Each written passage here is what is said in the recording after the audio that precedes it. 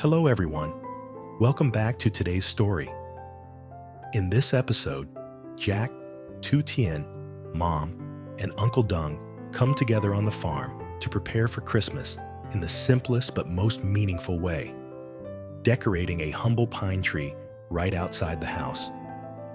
What begins as a quiet winter evening slowly turns into a moment of warmth, laughter, and reflection.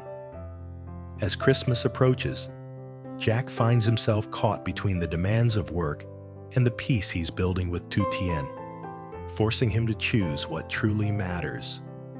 Stay with us until the end to see how this gentle holiday moment changes the way Jack looks at his life, his work, and the future he wants to protect. And don't forget to subscribe to help us reach 10,000 subscribers. Your support truly means the world to us.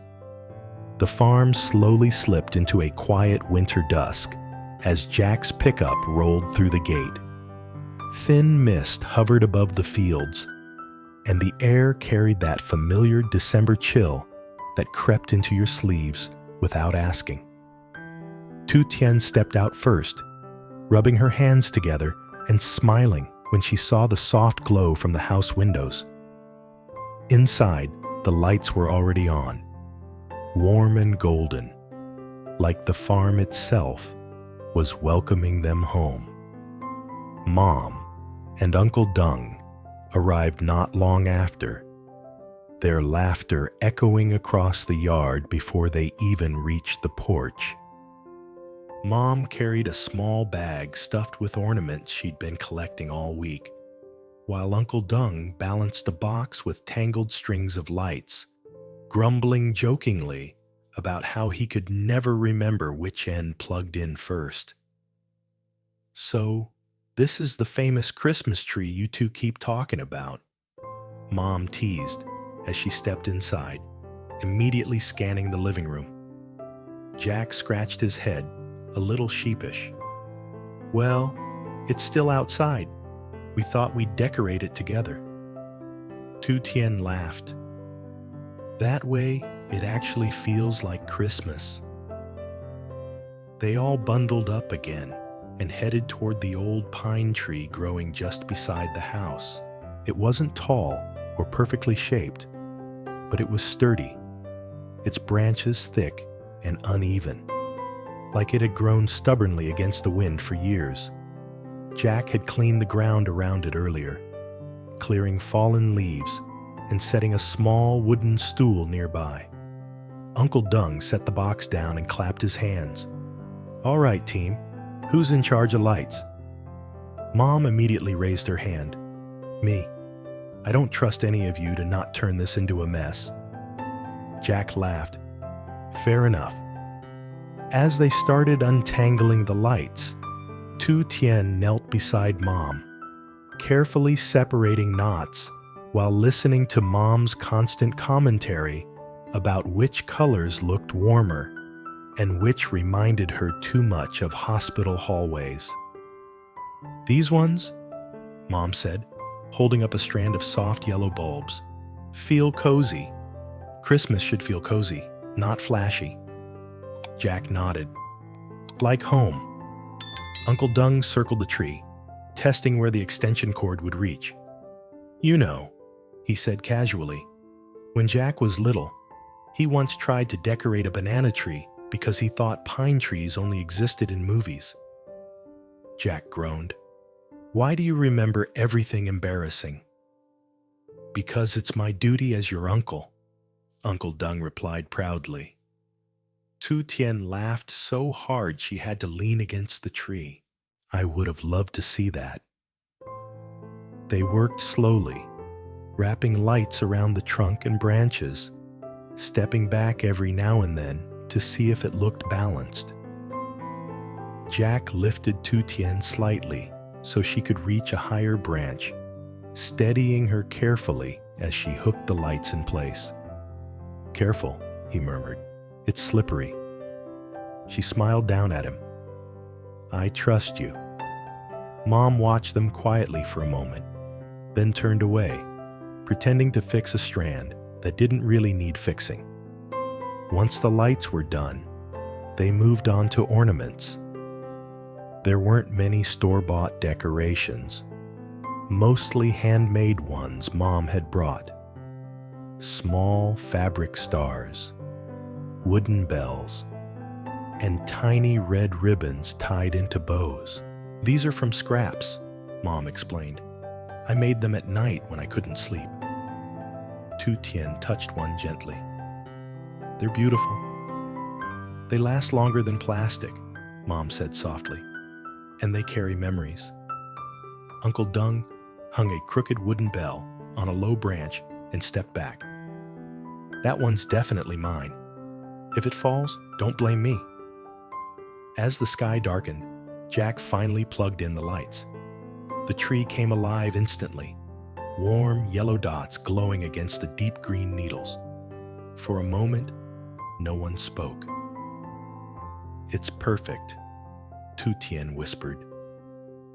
Jack felt something loosen in his chest. After weeks of rushing, planning, and pressure, this simple moment felt grounding. No meetings, no deadlines, just family, cold air, and soft light. Mom broke the silence.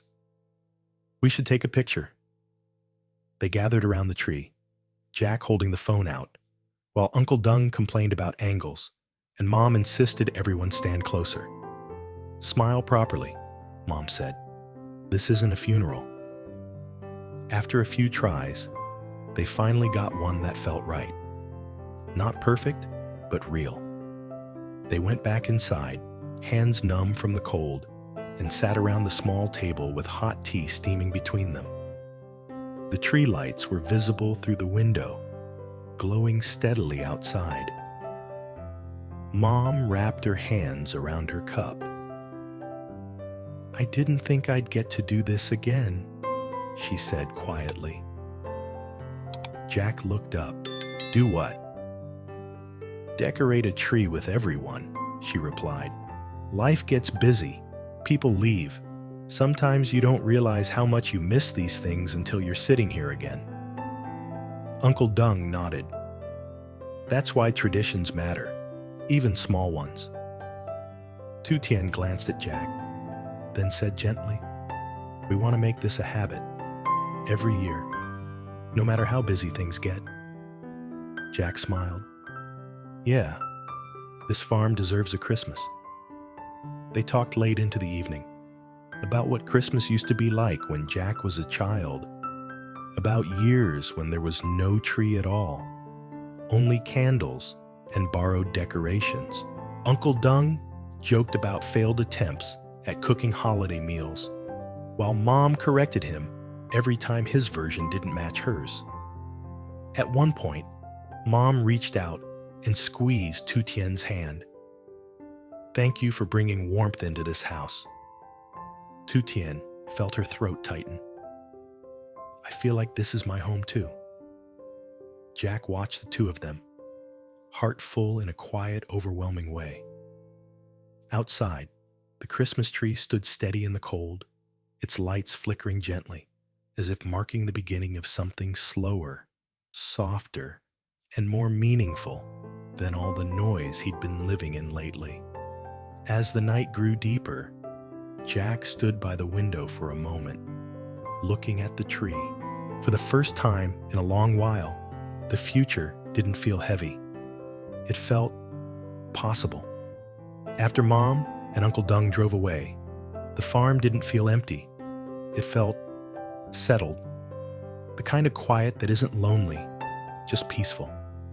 Jack locked the gate, then stood for a second in the yard, staring at their Christmas tree glowing near the house.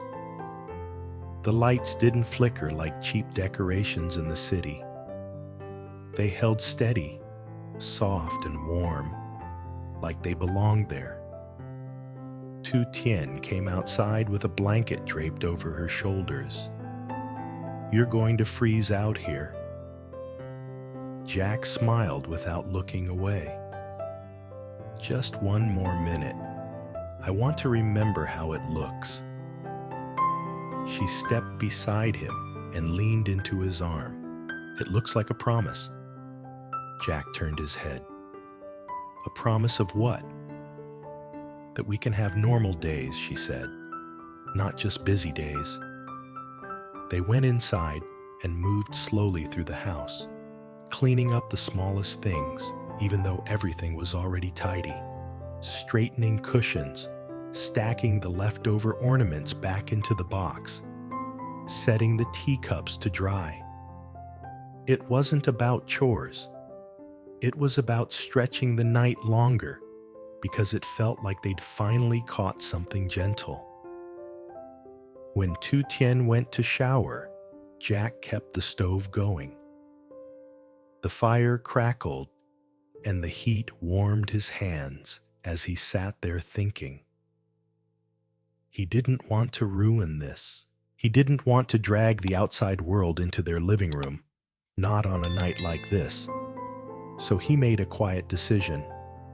Tomorrow, he would still work, still handle responsibilities, but he would bring that same calm back home. He wouldn't let stress steal Christmas from them.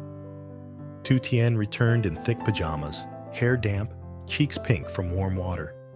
She sat down across from him, then scooted closer until their knees almost touched. "Is it weird," she asked softly, "that I feel happy for no reason?"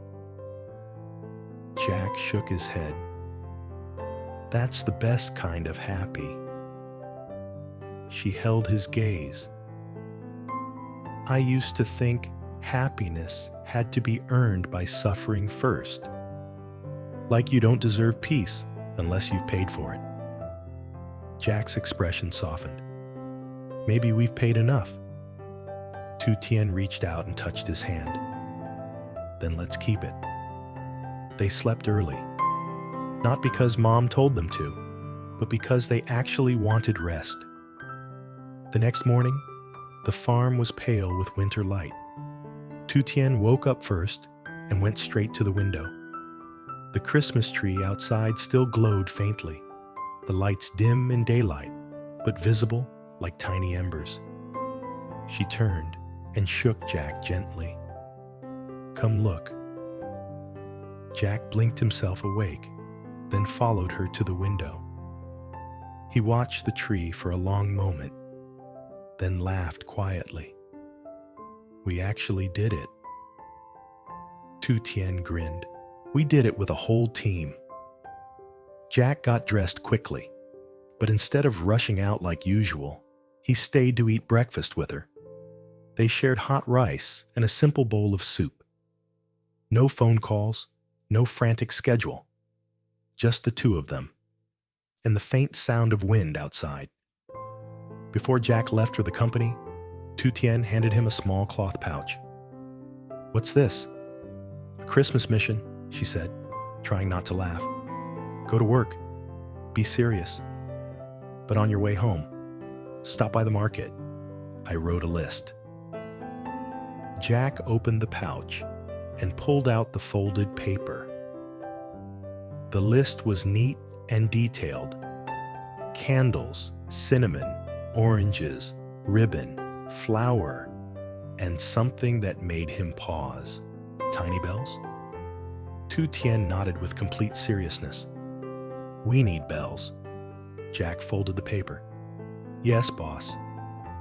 At the office, Jack stepped back into his professional face, calm, controlled, focused. He ran through meetings, checked project progress, signed documents, and gave instructions that couldn't wait until after the holidays. But something had shifted. Even while he was working, his mind wasn't trapped in stress. It kept returning to the tree outside his house, to the sound of Mom laughing, to Uncle Dung acting like he was the hero of Christmas lights. During a break, one of his staff jokingly asked, "Boss, why do you look lighter today?" Jack paused, surprised by the question, then shrugged. "Maybe I finally slept." They laughed, but Jack knew it was more than sleep. It was the feeling that life wasn't only work anymore. On the way home, he stopped at the market like Tien asked. The place was busy with end-of-year energy. Vendors calling out prices, children tugging on parents' sleeves, baskets of oranges stacked like bright gold. Jack followed the list carefully, texting Tien photos when he wasn't sure about brands or sizes. "Which ribbon?" he typed. Tien replied instantly, "Red, always red." He bought cinnamon sticks and flour, then paused at a stall selling handmade decorations, tiny bells, small wooden stars, and little snowflake ornaments. The seller lifted a string of bells and shook them. "They sound lucky," the woman said. "Good for family." Jack bought them without hesitation. By the time he drove back to the farm, the sun had already dipped lower. He carried the bags inside like he was returning from a treasure hunt. Tien met him at the door, eyes bright. "You got everything?" Jack held up the small bag of bells. "And I got extra." Tien's face lit up like she'd been handed gold. "Yes." That evening, they turned the kitchen into a Christmas workshop. Tien mixed flour and butter, while Jack tried to follow her instructions like a nervous student. "No, no," she said, laughing. "You're kneading like you're fighting the dough." Jack frowned. "It's resisting." "It's dough," she teased, "not your competitor." They baked simple cookies, nothing fancy, but warm and fragrant. The smell filled the house, mixing with the scent of wood smoke from the stove. While the cookies cooled, Tien took out the ribbon and bells. "We're hanging these on the porch," she announced. "Not on the tree. The tree is already perfect." Jack nodded.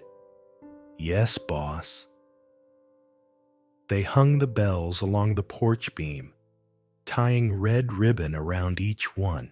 When the wind blew, the bells chimed softly. It wasn't loud, just a gentle sound that made the farm feel alive. The next day, Mom called in the afternoon.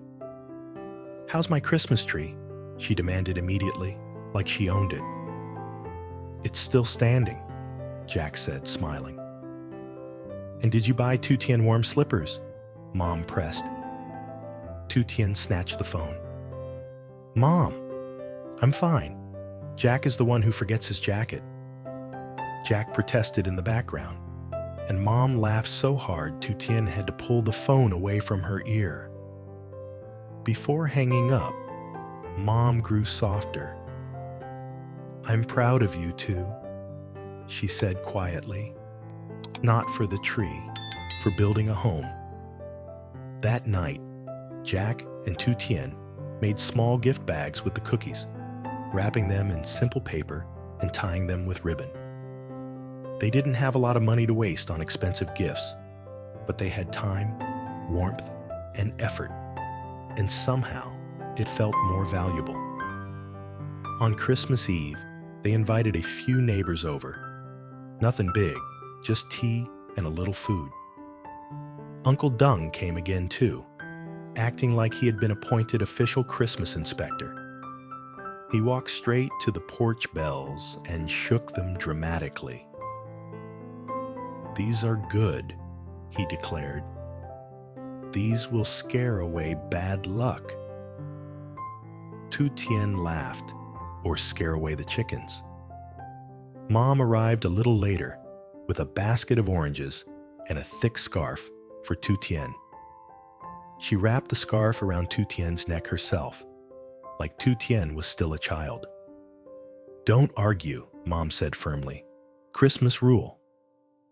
They drank tea by the stove, passed around cookies, and told stories. A neighbor mentioned how the weather felt colder than usual this year, and Uncle Dung immediately began bragging about how he could predict rain just by looking at the sky.